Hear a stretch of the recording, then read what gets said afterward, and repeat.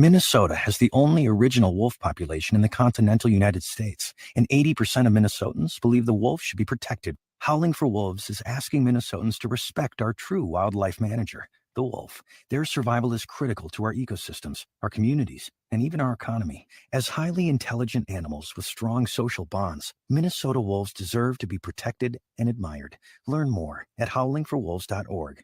Let's live and let howl.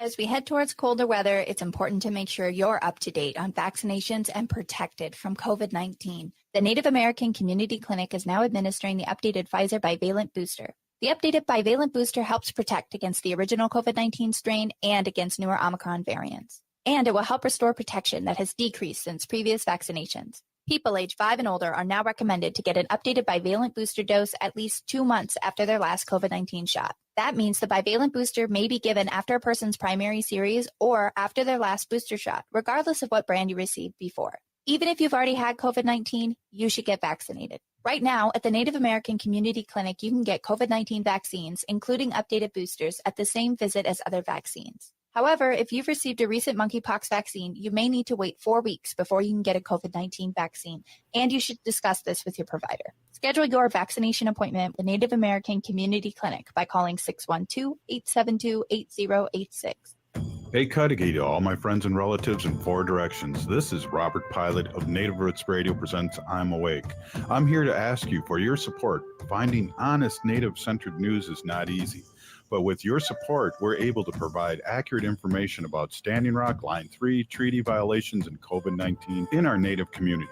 Please visit Native Roots Radio Network on Patreon and donate if you can. That's Native Roots Radio Network on Patreon. Pinigigi, and thank you for your support. Hey, Ogama, I've been hearing a lot about this term, climate justice. What is that? Climate justice is recognizing that the negative impacts of climate change don't affect all people equally. It also means transitioning from a fossil fuel-based economy to a more sustainable future. MN350 is one of the groups that's pushing for this transition to protect our futures. You can even get involved too. That's great, especially since I'm concerned about pipeline projects like Line 3. How can I help MN350? Just find them on Facebook or visit mn350.org. With a look at your AM 950 weather, I'm Patrick Lulia. Chance of snow late tonight with a low of 22, then a chance of snow on Friday with a high of 34. Our 2023 AM 950 calendar and poster are here as a thank you gift for our members. If you're not a member, head over to am950radio.com to see how you can sign up. That's am950radio.com. Portions of Native Roots Radio may be pre-recorded. They are going to become more brutal. Because all the hippies were trying to be Indians anyway. They're going to become more repressive because it's a matter of dollars and their illusionary concepts of power. Hey, Victor. We must live in balance with the earth. And also with recent happenings at Wounded Knee. I am awake. Welcome to Native Roots Radio presents I'm Awake, and I'm your host, Wakanja Hade. Hey, sorry about that. Am I even on right now? Ogama, I just had a really busy day, and I know you've had a really busy day. Yeah. I just did a show with Matt McNeil, and now I'm trying to remember what show I'm on, but I think I'm on Native Roots Radio, and we discuss local and national Native news and events. And as you know, Ogama, Native issues are human issues, and human issues are Native issues. And this portion of the show is brought to you by MN350, a grassroots organization fighting for climate justice. And this portion of the show is also brought to you today a little bit by Water Legacy, which is a group working to protect water here in Minnesota. And we'll have a wonderful guest on here in our second segment, right, Robert? Yeah, we might even, she's in the bullpen right now. And I know I've known of Paula for many years. I'm a St. Paul resident, and she was a city council member, and she's still doing great work out there. So that's awesome. And I'm excited. And then later on, we're going to have Robert Lilligren of Native American Community Development Institute. And then you and I will talk again, and I'll make you even work more and longer because, you know, we're both frazzled here. All this work we do. Yeah, well, thanks. Yeah, we'll get through it somehow. It's only an hour, right? Yeah. So I guess in lieu of news today, I wanted to talk a little bit about the topic at hand, which is the Polymet proposed mine in northern Minnesota. Polymet is a copper sulfide mine that is proposed up on the northern 12 miles or northern shore of Minnesota, 12 miles south of the Boundary Waters Canoe Area Wilderness.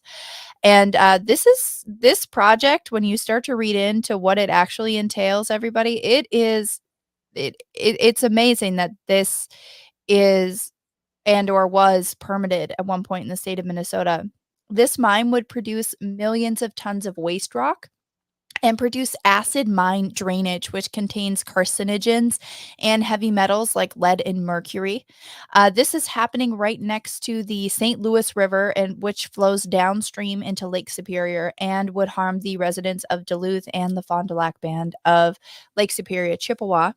And I don't know if anybody has heard of this company before, but have you ever heard of Glencore, Robert? No, is it another one of those foreign companies that want to destroy our environment? It is. It's a Swiss mining and commodities giant, and they are known for, all kinds of things, um, labor violations, environmental issues, bribery, corruption, unlawful actions. Um, the United Steelworkers call Glencore one of the most irresponsible companies on the planet, and that is who would be setting up for Polymet Mine. Um, this is like 16 million gallons of polluted water that would be released into groundwater each year, which would then seep into the St. Louis rivershed and flow downstream, which again contaminates water supply for the Fond du Lac Band, the city of Duluth, and possibly ultimately Lake Superior. They want to cut costs in this project and build a 250-foot tall dam to store 225 million tons of reactive mine waste. Yeah, I mean, I don't even know if I need to repeat that. 250-foot tall dam to store 225 million tons of reactive mine waste. That's not a sentence that should really be uttered. I mean, it's almost laughable. I mean, how bad this is.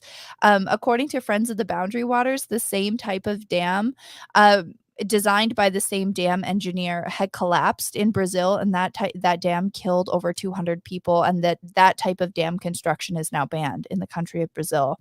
But they think it's a great idea here in Minnesota.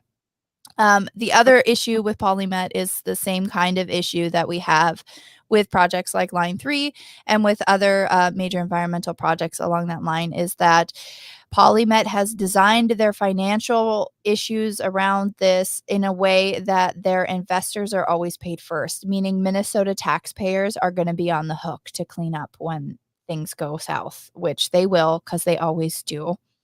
The Minnesota Pollution Control Agency and the EPA, the Minnesota Pollution Control Agency, and some higher ups at the EPA have expressed concerns, the EPA expressed concerns to the Minnesota Pollution Control Agency about the wastewater permit, which would allow Polymet to actually violate the Clean Water Act, which is federal. And there's been a ton of permitting issues with this. So for now, the state of Minnesota is temporarily safe from Polymet because Minnesota issued the final state permit for Polymet, and the Minnesota Court of Appeals threw out that permit. But now Polymet can't do anything until it's done with the legal issues. And I'm probably butchering what the legal issues are with this case, but that's part of the reason why we have Paula Maccabee, who is the Water Legacy Advocacy Director and Counsel, meaning she's, I believe, the attorney that's helping to take both permits for the Polymet mine to the Minnesota Supreme Court, which they have done a fabulous job of. And that second water permit case, I believe, just hit the Minnesota Supreme Court last week. So she's graciously offered her time to try to explain a little bit more of this issue and why it is such a problem. And I'm really excited to hear from her, Robert, because ever since I've heard about Polymine and Twin Metals and also the Tamarack mine and some other just really terrible mining ideas here in Minnesota, it's just kind of been on the back of my mind. Once you know about these types of issues, these types of projects that are coming into your water in your state, it creates this level of fear, I think, that what is going to happen to our water? Are we going to be safe here? What is going to happen if there's a spill? And line 3 is already in the ground, and we worry about that every day. And Water Legacy is working to stop polymet. So thank you and welcome, Paula, for joining us tonight.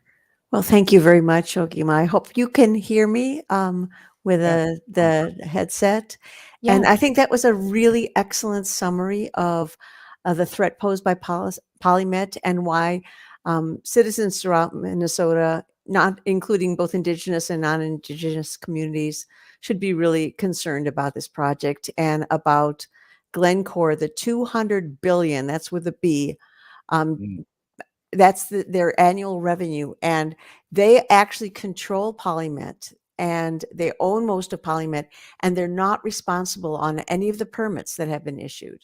So if there were a tailings dam collapse, exactly like you explained, or serious leakage, Glencore could walk away and polymet could go bankrupt. And that is one of the many reasons why people in Minnesota have to pay attention, and anyone who cares about water needs to be worried about this project.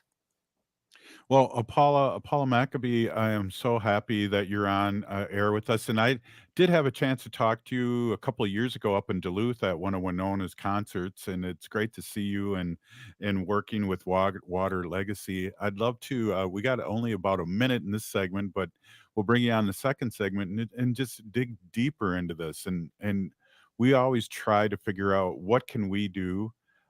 So maybe we can talk about actions that we can take to support Water Legacy and support your work, and also talk about we don't need this. And Ogama bringing up a 270-foot wall, to hold the waste in, that doesn't sound like a very good idea to me. And I'm not an engineer.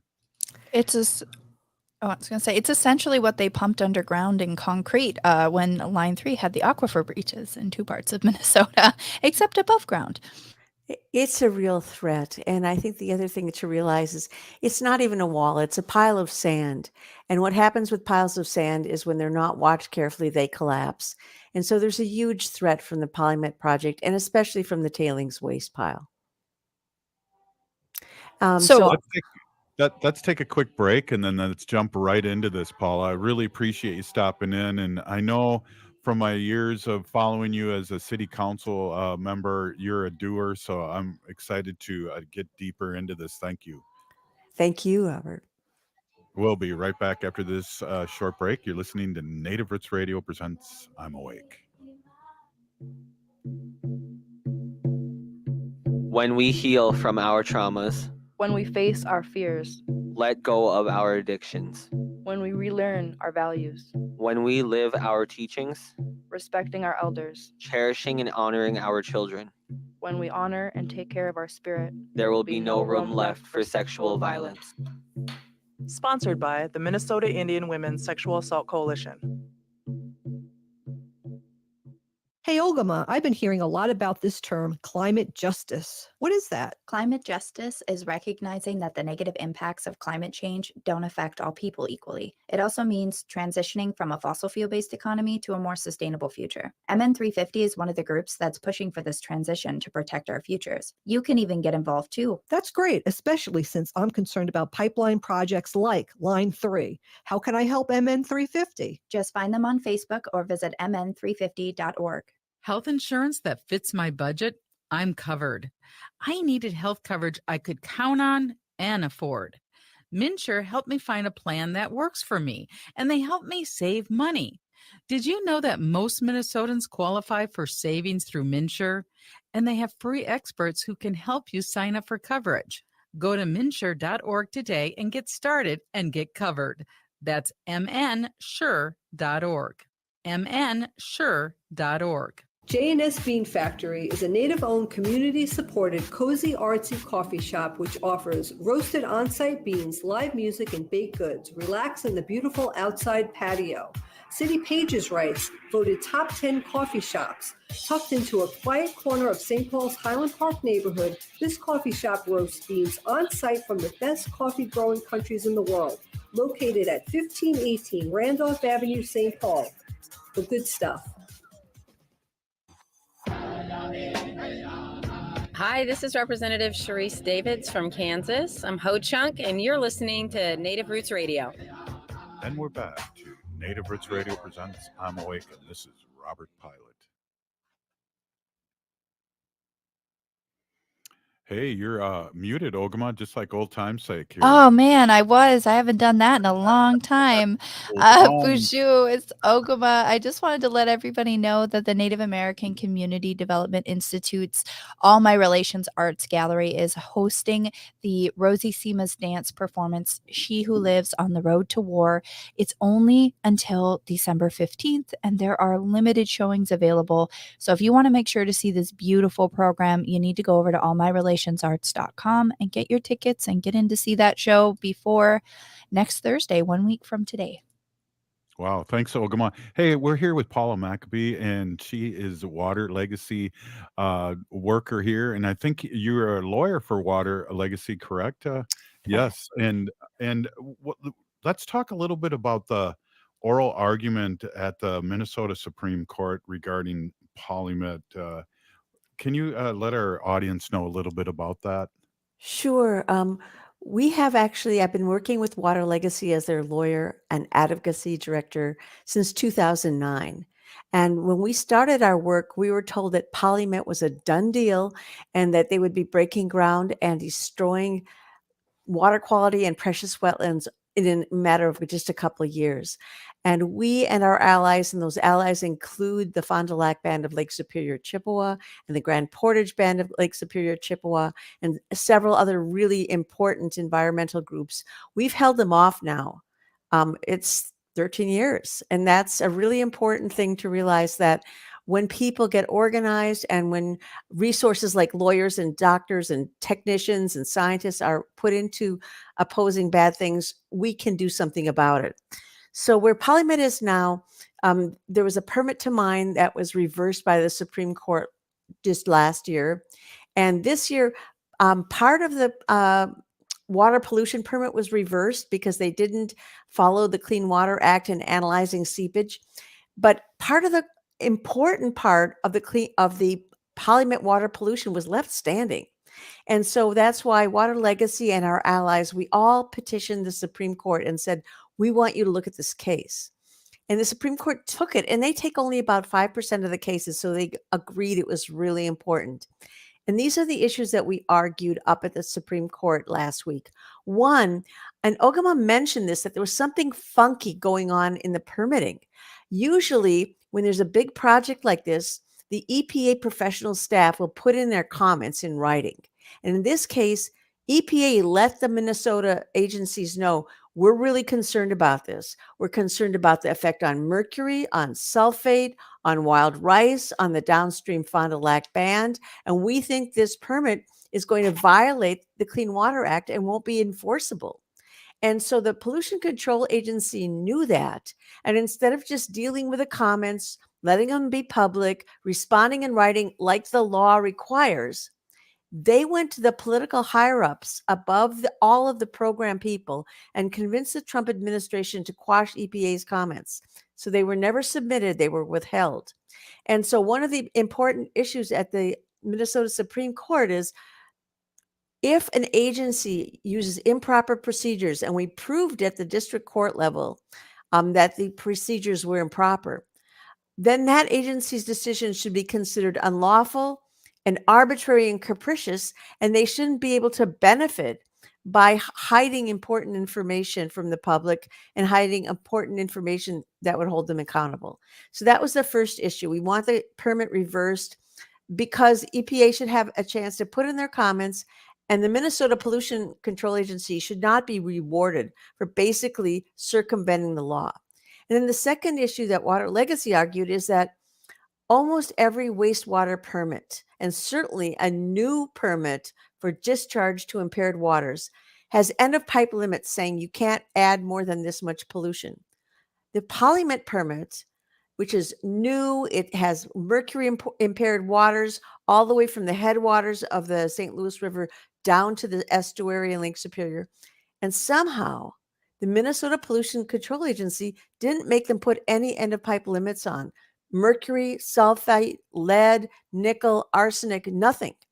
And so that was one of the arguments that the EPA made.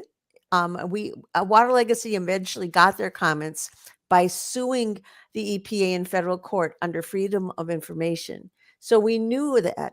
And that was one of the arguments that we made.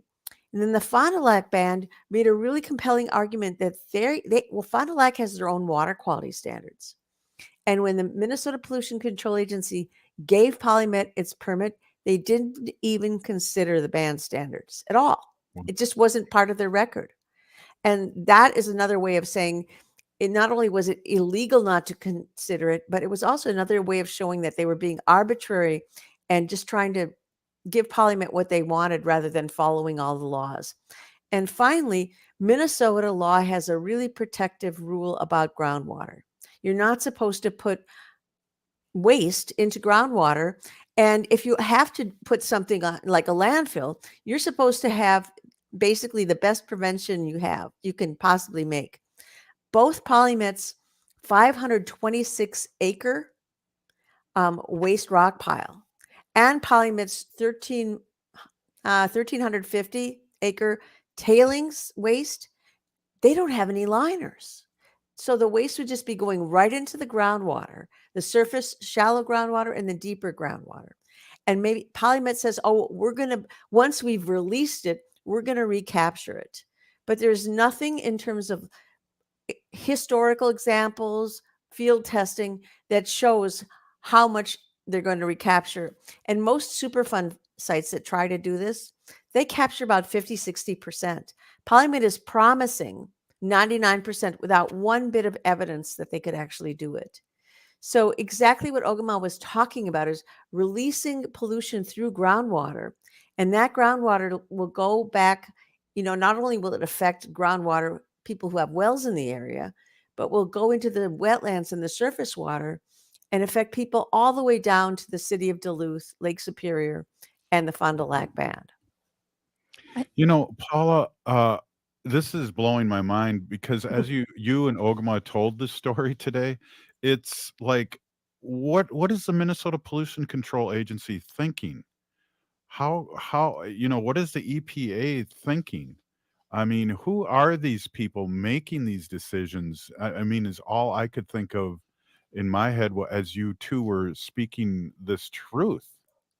Well, I think that's a really good question, Robert. And I grew up in Minnesota, and I always thought we were kind of like Lake Wobegon, where all of our children were above average and we were sort of better than everybody else.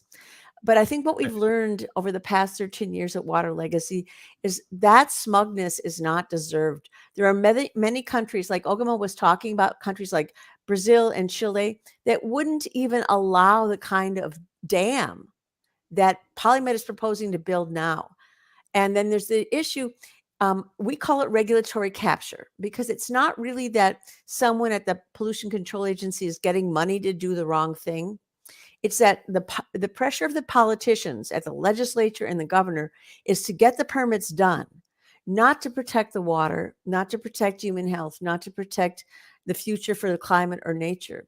And so there's a lot of pressure on the Pollution Control Agency to rubber stamp whatever the company wants.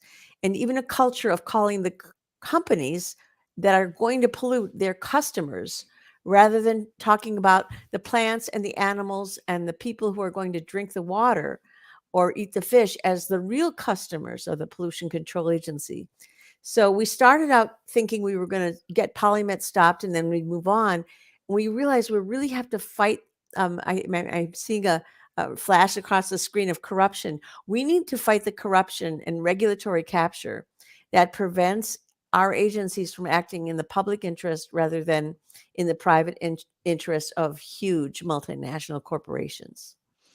And Yeah, my and we've run into this since Standing Rock and And again, line 3.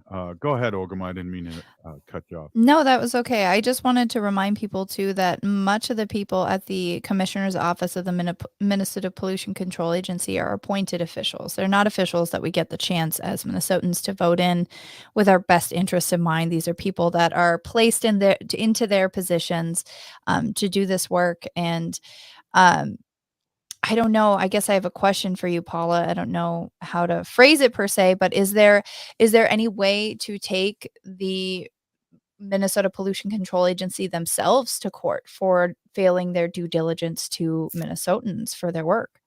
Well, to a certain extent, by arguing about these irregular procedures, we are taking them to court, but our only remedy here is not like a penalty. It's just that we'd be able to throw out the permit. But I think there's a bigger question is what can we do?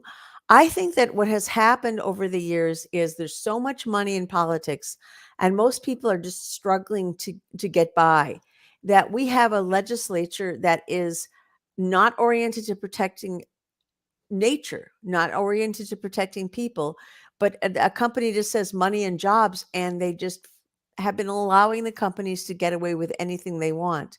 So if I was going to say, what are some of the most important things that people can do is to become politically active and pay attention to races for governor and raise the profile of clean water, nature, and concern about environmental justice for Indigenous communities and low-income communities. That is, I think, the biggest thing that everybody can do just a small piece of. Wow, Paula, thanks for stopping in. We need to get you on again. We need to do a whole show with you. Excellent information. Ogama, great questions and information too. You're listening to Native Roots Radio Presents I'm Awake, and that was Paula Maccabee of Water Legacy. We'll be right back with Robert Lilligren. You're listening to Native Roots Radio Presents I'm Awake. Stay with us. As we head towards colder weather, it's important to make sure you're up to date on vaccinations and protected from COVID-19. The Native American Community Clinic is now administering the updated Pfizer bivalent booster. The updated bivalent booster helps protect against the original COVID-19 strain and against newer Omicron variants. And it will help restore protection that has decreased since previous vaccinations. People age 5 and older are now recommended to get an updated bivalent booster dose at least 2 months after their last COVID-19 shot. That means the bivalent booster may be given after a person's primary series or after their last booster shot, regardless of what brand you received before. Even if you've already had COVID-19, you should get vaccinated. Right now, at the Native American Community Clinic, you can get COVID-19 vaccines, including updated boosters, at the same visit as other vaccines. However, if you've received a recent monkeypox vaccine, you may need to wait 4 weeks before you can get a COVID-19 vaccine, and you should discuss this with your provider. Schedule your vaccination appointment with the Native American Community Clinic by calling 612-872-8086. J&S Bean Factory is a native-owned, community-supported, cozy, artsy coffee shop which offers roasted on-site beans, live music, and baked goods. Relax in the beautiful outside patio. City Pages writes, voted top 10 coffee shops. Tucked into a quiet corner of St. Paul's Highland Park neighborhood, this coffee shop roasts beans on-site from the best coffee-growing countries in the world. Located at 1518 Randolph Avenue, St. Paul. The good stuff. This is David from The David Pakman Show, where we expose the Hatriots, liars, and Trumpists. Weekdays at 2 p.m. on AM 950, the progressive voice of Minnesota. Check out the award-winning Hazel's Northeast in Minneapolis on the corner of 29th and Johnson for a delicious meal any time of the day. Breakfast favorites include Jean's Mean Fried Egg Sandwich and the Drunken Banana French Toast. While for dinner, try selections like the fabulous Swedish meatballs or wild rice gumbo. Hazel's Northeast is located on the corner of 29th Avenue and Johnson Street, just a few minutes away from 35W. View Hazel's menu, make a reservation, or place a takeout order at hazelsnetogo.com. Turn to Auto Technical with your vehicle donation. We have families waiting for a car. You know, over 85% of unemployed are successful in finding and keeping a job if they have dependable transportation. A car plus a job equals a life changed. 612-919-5526. We have families waiting for a car. 919-5526 or autotech.org.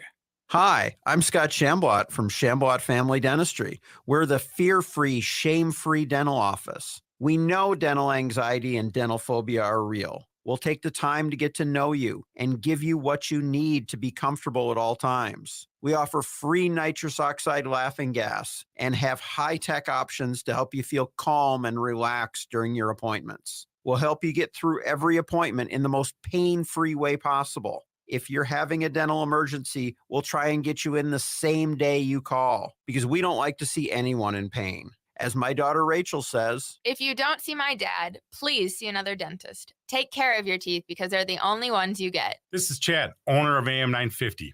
I've been going to Chamblot Family Dentistry for years. They get me in last minute when I'm in pain and make regular checkups easy and comfortable. Chamblot Family Dentistry in Hopkins and St. Paul. Find them online at chamblotfamilydentistry.com or call 1-800-FIX-MY-TEETH. With a look at your AM 950 weather, I'm Patrick Lilia. Chance of snow late tonight with a low of 22, then a chance of snow on Friday with a high of 34. Cafe Latte is unlike any restaurant you've ever experienced. Grab a tray and pick from their award-winning selections of soups, salads, sandwiches, and mouth-watering desserts. Cafe Latte, Victoria Street and Grand Avenue in St. Paul, or cafelatte.com.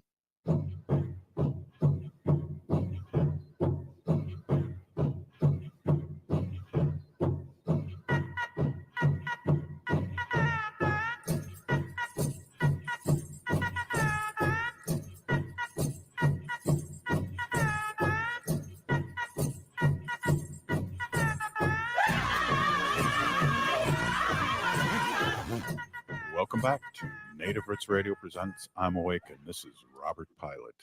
This portion of the show is brought to you by the Native American Community Development Institute in Minneapolis, Minnesota, and by MNsure. If you're looking for an affordable health plan and you're a resident of Minnesota, head on over to mnsure.org. Hey, Ogama, I'm going to relieve you of your duty right now because I hear a crying baby upstairs. And Robert and I will take this the rest of the way, even though Robert's not feeling good either. Yeah.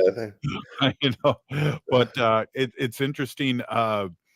We have two former city council members on today, Paula Maccabee and now Robert Lilligren. It's old home week here. Yeah, I guess. Yeah, and then I got to work with Paula a little in some of the water work she did and the environmental sort of campaigns that she managed that came before the city council after her city council career in St. Paul. So it's a small world. It sure is. And I can hear you're cold. You have a cold. I think it's a cold, with I tested COVID, tested negative, but I'll tell you, it's been probably 3 years since I've had a cold. So because we were so cautious during the pandemic. So I've been out in the public a lot and things. So I think it's just a cold. But you are cautious in the public too, because I see you wearing a mask all the time. Yeah, I've been letting up a little bit on it, so this is a good lesson. And then, as I told you earlier, I'm planning a trip up to the North Shore. So for folks not from Minnesota, that's along the Lake Superior up in northern Minnesota, the North Shore. So I want to push through this as quickly as I can so I'm healthy when I'm up on the North Shore. Well, you guys do that every year, right? Yeah, we do it a couple times a year, maybe 3-4 times a year. But this December trip is the same. It's our anniversary, so this will be our 8th anniversary. I think I've told you this before. We were married on December 13th, 2014. So it was 12/13/14. So it's an easy one, an easy date to remember. Well, I know when I was a couple of years ago, when I was maybe more than a couple of years ago, maybe 3 years ago, I was begging you to be on Native Roots Radio, and you said, I can't talk to you about it until I come back from the North Shore. I was at Marlene's church for a rummage sale or something. Oh, right. Yeah. The holiday sale or the Christmas sale at All Nations Church. Yeah. Yeah. It's kind of, I protect that space, and it's been just such a spiritual place for my husband, me, his family. I was born in Duluth, so right on the shore of Lake Superior. And then we've taken ashes of several close friends and relatives up there as well. So there's a kind of a sacred piece to this too. Yeah. Ichigumi. Mm-hmm. Ichigumi, and it's great in November. The gales of November. Sometimes the lake is just wild when we're up there. Well, speaking of wild, I think Georgia saved the nation. Yes, Georgia saved our democracy. They have changed the dialogue in so many ways, right? We see now Trump's goofy candidates aren't going to win, and everybody sees that. So, yay. So that changes something a little more immediate. But now Georgia will always be in play for the foreseeable future. It will be a swing state. Nobody can take it for granted. It means you're going to have to work and work hard. But in just a few short years to go from deep blue to a lovely purple shade is a pretty cool thing. You mean deep red from blue? Sorry, yes, deep red. See, that's my foggy Okay. brain. Deep red Well, to check lovely it out. purple. Just think of his reelection 6 years from now, what the state will be like. Right. Because, I gotta back up a second. I'm here with Robert Lilligren, CEO of Native American Community Development Institute here in the Twin Cities in Minneapolis, and we love chatting on Thursdays here about local and national Native politics, but also all politics, which affect us here on Turtle Island. And again, one of the game changers too, I believe, Robert, and you can help me with this, is that now the vice president doesn't have to stay in Washington all the time to put over the vote. In these committees, it's a huge deal. That's a huge deal. Democrats will have true majorities in all committees in the Senate. That's a huge deal. It's big for the appointment of judges. We're going to see that just pick up the pace. And you're right, Vice President Harris can move around, raise her profile.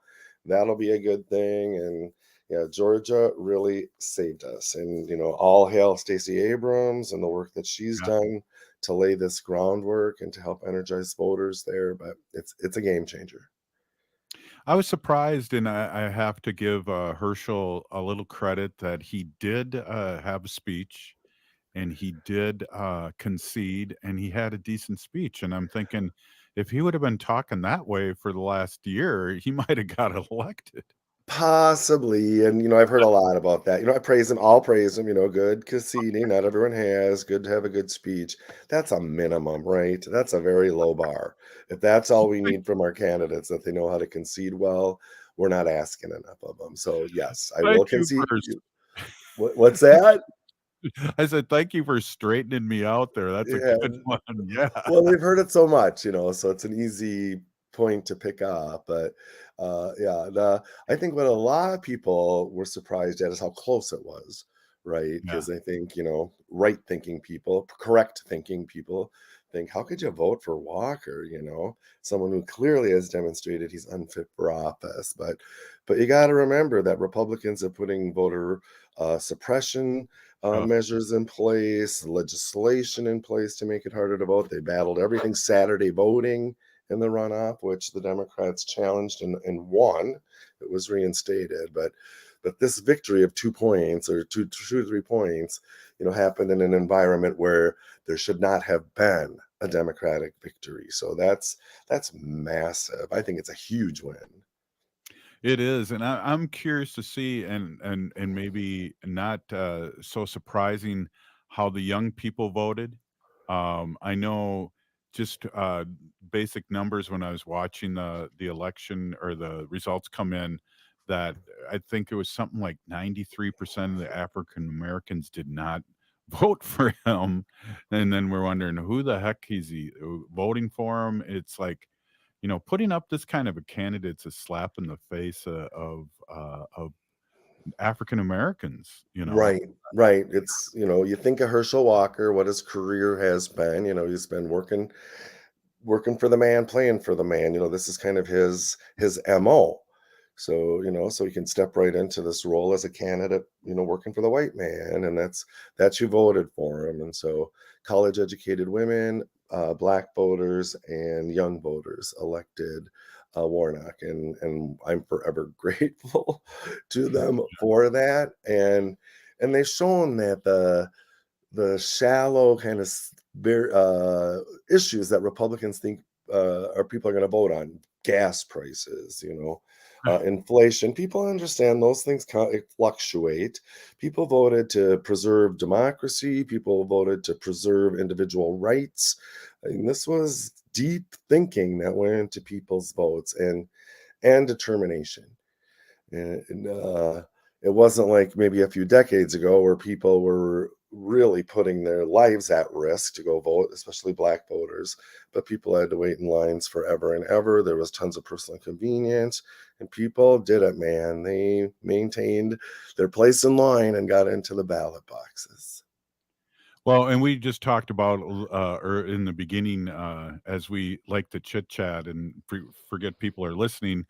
And one of the cool things is when we first met and or talked about being on the show, and you and your husband were going on a trip. Let's talk a little bit about the marriage vote. First of Oh, all, yeah. why the heck do we need this? And thank God we have it, I guess, right? Right. I mean, someone like me who's in a same-sex marriage, this matters a lot. I feel much more protected. Justice Thomas and other Supreme Court justices made it clear they were gunning for marriage equality after they shredded Roe versus Wade with the Dobbs decision and attacking these individual rights, these well-established individual rights. And this was coming next. So now it's the law of the land. I can't wait to see the president sign this legislation. It had to bounce back to the House, which always makes me a little nervous. And it was interesting to see some Republican Congress people jumped from yes to no, and some jumped from no to yes. So it was Wow. almost a wash in the House, but it's hopefully this will mean it's a non-issue going forward, but it is the law of the land. So at least my marriage, thousands, millions of other marriages, interracial marriages. Yes. When my parents were married, my dad's Native, my mom's white. Their marriage was illegal in 27 states. Yep. So this protects a lot of people. Yeah, really good point. And yeah, we with, and this is a question, we don't have the House, but we have the Senate. Can we do anything about more Supreme Court justice? I mean, I don't know. I was on somebody else's show earlier today, and it's just like I used to really respect the Supreme Court. It was the Supreme Court, but now as a 61-year-old person, I'm going, this is a joke. Right. Right. They've lost the confidence of a majority of the American people. They're not dispensing justice for a majority of American people. Right now, with an elections case, they're trying to ensconce minority rule in this country. And so you're right to be concerned, and you're right to wonder.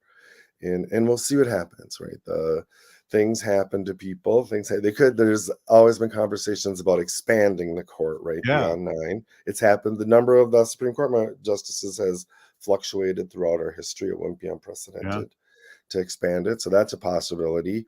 Or things happen, people change their life courses, houses fall out of the sky on you, different things. You never know. So When you first said that, that's the first thing, not the House thing, but something like that happening. I'm going, is Sure. that what he's talking about? Hey, So I know you're not feeling well, and we got another break. Is there any way you can stay on for just a little bit in the second segment? Sure. But don't 'Cause expect too much. I want to manage your expectations. no, and Ogama had to run to her baby, so you don't want me on here babbling to myself, because that's never a good thing. Never. So thank you so much, Robert. I really appreciate that. I guess you couldn't say no. We were on live radio. So Right. Very strategic of you, Robert. Okay. We'll be right back with Robert Lilligren. Stay with us, please.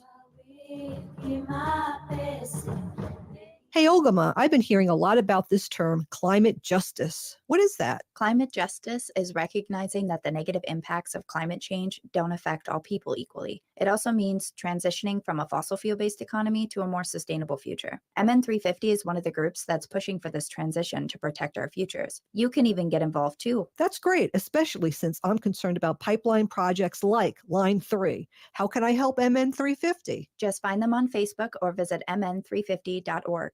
Health insurance that fits my budget? I'm covered. I needed health coverage I could count on and afford.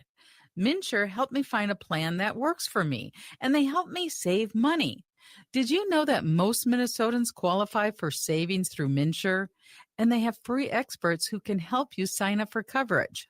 Go to mnsure.org today and get started and get covered. That's mnsure.org. mnsure.org. Minnesota has the only original wolf population in the continental United States, and 80% of Minnesotans believe the wolf should be protected. Howling for Wolves is asking Minnesotans to respect our true wildlife manager, the wolf. Their survival is critical to our ecosystems, our communities, and even our economy. As highly intelligent animals with strong social bonds, Minnesota wolves deserve to be protected and admired. Learn more at howlingforwolves.org. Let's live and let howl. Hey, Wendy, what are we doing for dinner after the show? How about we go to J. Selby's on 169 Victoria Street in St. Paul? They have a delicious plant-based menu that's compassionate and environmentally sustainable. I'm getting their spot-on vegan Big Mac, the dirty secret. You can pick up and they deliver within a 5-mile radius, or you can call them at 651-222-3263 or visit jselbys.com. Well, you sold me, Wen. Let's go order at J. Selby's tonight. I'm hungry. You're listening to Native Roots Radio. This is Spirit from Reservation Dogs. Get up and listen.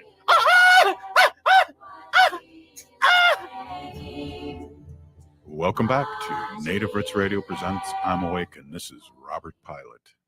Hey, this portion is brought to you by Howling for Wolves, protecting wolves for future generations. Ow! See how I slowed down, Robert? I saw you take a sip there, and I needed a duet. I love it. I don't have much of a voice for howling right now, so I did my best. No, you did great, and I appreciate you feeling under the weather here. And our ace reporter Ogama had to run to her baby, so I appreciate you hanging out a little bit. Right. Well, and I support that. Where I work, we have an indigenous approach where we take care of ourselves first, our family second, and then the community. And so I support Ogama taking time away. And I will tell you, since we adopted that approach, which I was taught by a local elder, Linda Eagle Speaker, I'm sure you know her. Yeah. During COVID, she taught me that. Take care of yourself first, family second, organization third. I just pushed against her. I'm like, no, we're indigenous. We care for the whole. And she just kept reaffirming self, family, then community. And since we've really embraced that at our organization, NACDI, amazing things have happened. Our capacity has just blossomed. And to watch the incredibly talented Native professionals, young Native professionals I work with, just grow in such a way. So I'm spreading the word. Take care of yourself, your family, then the community. Yeah, I miss stopping by your office and seeing all those young warriors working with you and side by side. And natives are progressive, but I feel like young natives are really progressive. Agree. And I know we talked about this a lot in our early elder years. It's their world. They are on such firmer ground than you and I were at their ages. It's just going to be wonderful to see what happens in the coming years and decades. Too, just to talk about that for just a second. And I feel like it's not a race. I feel like a lot of our young ones are in different places. And I know I was a slow learner, and I feel like, later in my life, I've calmed down a lot and been able to listen to my heart and listen to other people, and things change. But I think a lot of our young ones already have that. It seems like it, doesn't it? It seems like it. And I was talking to a community member, a member of my board, who's just a driven professional Native guy, and he and I was saying to him how much in these years I really protect my time, and I take time away and take time to listen to my heart and go out into the world and listen to nature. And I didn't learn that at a young age. And I've really picked up a lot of this from these millennials and young people I work around the self-care part. But I was trying to impress on him because he just runs and runs and runs. And I said, I wish I would have learned that earlier. I can't imagine how much more, how I could have amplified my impact if I had started doing that earlier in my life. Yeah, it's really interesting, and we talk about all the things that have happened in our lifetime, which is amazing. I mean, we're 62 and 61. We talk about, voting, religious rights, and, people like the American Indian movement that really came up and made us proud in the early days and really were knocking down doors. Literally, we talk about a lot of things that we've lived through and we've had the privilege to experience. So I can't imagine what our young ones are going to live through. You know what I mean? My Right. uh, grandma Nissen was, had dirt floors. You know what I Sure. mean? It's just like no cars or horses. She was born in the Right. 1890s. It's Yep. just Yep. think about that. Well, and even in the 60s and later, going up to the reservation White Earth, that's my nation, and my elder relatives, they lived without electricity, running water, plumbing. There were outhouses, and I'd go up there, you'd have kerosene lamps at night, and this is in the 1960s, and I thought, oh, this is so cool. This is so cool. I didn't realize it was because they were dirt poor, right? That's why they lived that way. Right. But they lived a good life. They lived an authentic life that way. Yeah, and I like that word authentic. They did live the authentic life, and so there's like you were talking about your friend working so much, and so there's like that balance where maybe less money, you work less, and have more time for family and important things. Right, right. And the money piece is what it is. And when I was a young man, it was Malcolm Forbes, wasn't it, who said, "Do what you love and the money will follow." Right? That Mm. was kind of this banner of the 70s, 80s and things. And I'd heard that and it didn't sit right with me. So I had to edit it and punctuate it and just say, "Do what you love." And if in that equation money has to be part of it, to me, is that really what you love? Right. And as I was talking about in our organization in NACDI, where we prioritize ourselves, then our families, then the organization, the level of the punchline or the secret is the level of production and performance that I see from my staff is amazing. It's beyond anything. And I think some people from the outside look at me as like the easiest boss in the world because I'm so permissive about people taking care of themselves and their families first. But the joke is, the punchline is, I'm getting more out of these people because of it. Wow. Really? Wow. I don't know. I'm like, uh, wow, that's awesome. It That is really is. awesome. It's hard to believe.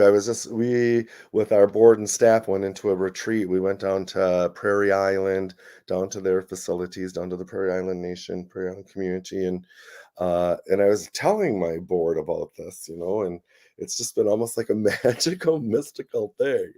I'm like, I feel like I should publish on this. And they're like, you should. But it Or at takes least commitment. go or at least go out and speak on it and become Yeah. a circuit speaker on, Yeah, there how you things go. are going. That'd be awesome. Maybe that's my next career. Right on. Well, I always we only got a couple minutes left, so I really appreciate it, Robert, that you were able to hold on, and, I was always told that and this is a 70s, 80 thing too, if you can, master anything, you can do anything. And I always used to beat myself up because I know a little about a lot of things. But that really helped me in my film and video career I because I could bet. talk to anybody. So those myths that rich people that maybe were born, rich that try and tell us how we should be, should probably be thrown out. Agree, agree. And I'm kind of like that as well. I'm interested in a lot of things. And as we get older and you look back and you have all this perspective, right? It's like, oh wow, I've gone here, I've gone there. I wasn't one of those people who had a plan. I'm going from here to here to here to here. It was like I'd get up every morning and figure out what door I was going to walk through. But that inch deep and a mile wide perspective really helped when I was in politics. that's what people want from politicians. You have to know a lot or a little about a lot of things, and so that kind of helped me in that. Yeah. Well, we did it. We got like less than a minute left in the show, Robert. I All really, right. really appreciate My pleasure. you holding on for another segment. And I always really appreciate our conversation. Me So too. we got like 30 seconds. Do you have anything else? Oh gosh, I don't know. There's 30 seconds isn't very much time. I guess we can go back. An election just happened. Another one's happening in Minneapolis next year, and in 2 years a biggie. So I would just encourage people to stay involved, stay informed, get your parents to vote, get your kids to vote, get your neighbors to vote, and we can take this democracy back. Wow, great way to end the show. I really appreciate it. Thanks, Robert Lilligren, Native American Community Development Institute. If you're listening to the show, you are part of the resistance from Chief Plentycoops. The ground in which we stand on is sacred ground. It is the blood of our ancestors. We need to resist, divest, join a group, run for office. Pinigigi to Robert Lilligren, Ogama, and Paula Maccabee today. What a show. We'll see you tomorrow. Have a great day. Signing off at Native Roots Radio presents I'm Awake. Free Leonard Peltier now. Do yourself a favor and check out the amazing cuisine of eatlocalminnesota.com.